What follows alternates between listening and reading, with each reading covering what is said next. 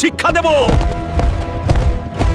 এই শালার চোরের দল, তোরা আমার জমি থেকে ঘাস চুরি করে খাচ্ছিস কেন? তোদের এত বড় সাহস কে দিল? আমরা জানতাম না ভাই, এটা তোমার জমি, তুমি আমাদেরকে ক্ষমা করে দাও। তোদের কোনো ক্ষমা হবে না, আজকে তোকে মেরেই ফেলবো শালার চোরের দল। মা, ও মা, ওঠো। তুমি উঠছো না কেন? তোমার কি হয়েছে মা? ওঠো, প্লিজ ওঠো মা। শয়তান লালু মাস্তান আমার মাকে মেরে ফেললো। এখন আমি কার কাছে থাকবো? বন্ধুরা, তোমরা কি কেউ আমাকে থাকতে দিবে? আরে মুন্না, তুই কাঁদছিস কেন? তোর কি হয়েছে? আর তোর মা কোথায়? লালু মাস্তান আমার মাকে মেরে ফেলেছে। এখন আমি কি করব? সেলিম ভাই, তুমিই বলে দাও।